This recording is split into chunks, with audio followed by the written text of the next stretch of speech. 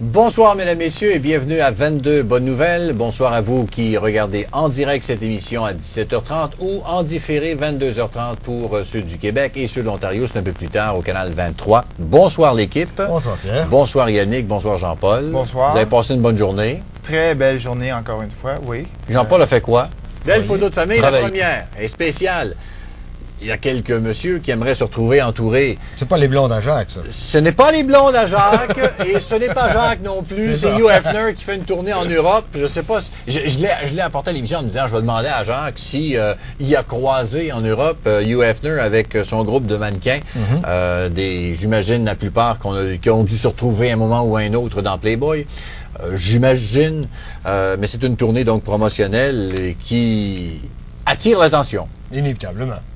On parlait tout à l'heure du vidéo qui attire l'attention. Ça aussi, ça attire l'attention. À ce que je sache, Hugh Hefner sort avec 5 de ceux-là au moins. 5. Réellement. Oui, Ah, oui. 5. Oui. Il n'est plus marié, il est retourné sur le marché des célibataires. OK. Mais il faudrait savoir lesquels deux ne sont pas du groupe. Je suis en train de penser, il est peut-être passé à 7 depuis. Ah, mais c'est peut-être ça, il a ajouté au nombre. Ça se peut. C'est En tout une cas, vie il est différente. fidèle au 7. Oui. Au moins. Il est fidèle au sein. Un autre qu'on a tagué à l'émission, Monsieur Internet, un gars très propre, comme disait Jacques hier. Internet. La guerre des sites personnels. Vous avez peut-être vu, ben là, encore à le montrer, c'est vrai, vous l'avez à l'écran, on peut la montrer dans nos photos. Tout à fait. La guerre des sites personnels, c'était dans le droit ce matin. Et là, il était question de Cyber-Québec, d'Infinité, le réseau Internet québécois Branchez-vous qui tient tête aux géants québécois. Pourriez-vous mettre ça en français? Parce que moi, je suis toujours ça ou à peu près. Dans l'Internet, je suis perdu. Alors, ça veut dire quoi, ça, Yannick? Ce que ça veut dire finalement, c'est qu'il y a un marché énorme pour les pages personnelles, c'est-à-dire les pages Internet où vous pouvez aller mettre vous-même votre information, une information qui peut être personnelle, soit sur vos hobbies, votre famille, des photos de famille, des photos de votre chien, ou même vendre des articles si vous voulez, si vous êtes assez entrepreneur pour ça, vendre genre de la confiture que vous voulez exporter en Afrique ou je ne sais quoi. Alors, ça vous prend un espace sur Internet pour aller faire ça. Alors, jusqu'à présent, il y avait Infinité qui avait le monopole complet avec des dizaines de milliers de pages personnelles. Et puis là, il y a Cyber-Québec qui vient d'entrer dans la fête avec, nous dit-on, depuis 3 semaines, ont déjà accumulé plus de 2000 pages personnelles.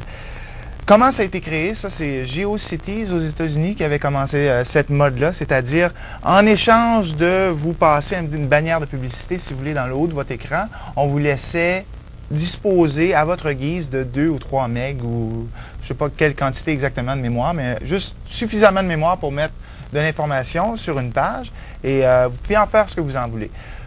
Il y a 3 niveaux, la plupart du temps, qui sont offerts. Il y a pour les gens comme M. Daunet, qui s'y connaissent très peu et qui voudraient ouvrir leur propre page personnelle. Vous n'avez qu'à remplir le texte et la photo, ou même choisir parmi des modèles préétablis, ce qu'on appelle les templates, ce qui vous permet de faire un choix de couleurs et de disposition. Ou pour les plus experts, si vous voulez, vous pouvez même programmer en langage HTML directement ou uploader, télécharger. Vous faites votre page qui correspond à vos intérêts, absolument. À vos intérêts. C'est ça.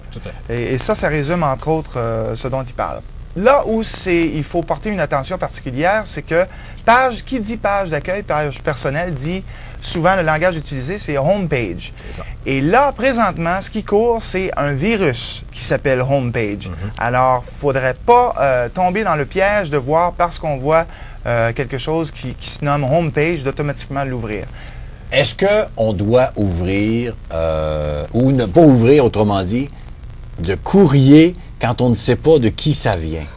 Très bonne question. Mais savez-vous ce qui est le pire dans tout ça, c'est que les virus arrivent souvent de gens qu'on connaît.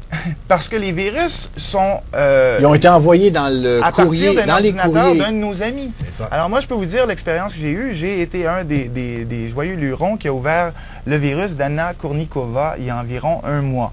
Ça m'a été envoyé par une copine qui avait justement la réputation d'envoyer des images assez loufoques et comiques. Alors moi, j'ai même pas pris le temps de regarder ce que je fais maintenant assidûment. L'extension, les 3 petites lettres qui se trouvent après le nom du fichier, c'est-à-dire ça peut être PDF si c'est ou CDR pour un fichier Corel ou j'oublie celui de DOC pour les documents. Ça, c'est, vous me suivez, les 3 petites lettres après le point du nom du document. Alors, vous pouvez avoir le nom d'une photo, point, DOC ou quoi que ce soit. Ce qu'il faut faire très attention, c'est quand vous avez un document qui se termine avec VBS.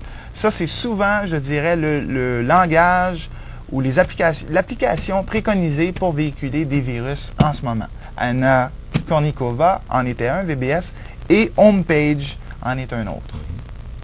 Donc, vérifiez. Autrement, puis là, c'est ça, c'est que ça peut venir. Donc, c'est Yannick qui m'envoie un message. Je pense que je suis correct. Je clique dessus. Puis Yannick le sait peut-être même pas parce que c'est son courrier qui me l'a envoyé parce qu'il était... Exactement. La façon, moi, j'ai pris connaissance de ce... C'est intéressant que vous m'apportiez ça. C'est que j'ai réalisé qu'en double-cliquant sur la soi-disant photo, il n'y a rien qui ouvrait.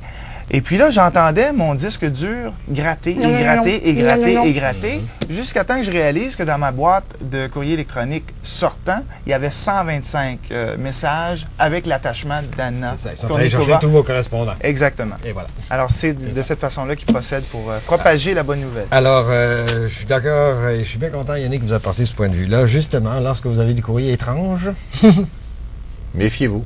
effacez. Mais là, quand il faut que je méfie en plus de Yannick... Effacé. On a fait un bon point juste avant de commencer l'émission. On se disait que le bac à recyclage n'est pas suffisant. Voilà, exactement. Une fois que vous envoyez ça au bac à recyclage ou dans votre petite corbeille avec les papiers, prenez soin ensuite d'aller ouvrir ça et... Jamais nettoyer ça. Vous avez jamais nettoyé ça? Mais mon cher ami, vous allez avoir tout un cadeau. Oui, absolument. Ouais, vous allez avoir un ordinateur tout neuf. Alors, c'est pas Internet, mon affaire. C'est Intersal, là, présentement. C'est interrecyclé, peut-être? OK, interrecyclé. C'est un bon point. Mais il faut ouvrir le bac à recyclage et prendre bien soin d'aller... il y a une fonction qui dit « Permanently Delete ». Je m'excuse, Voilà. mon C'est système est en anglais. On vient de faire arrêter. Oh. Ouais. On va poursuivre demain. La pause.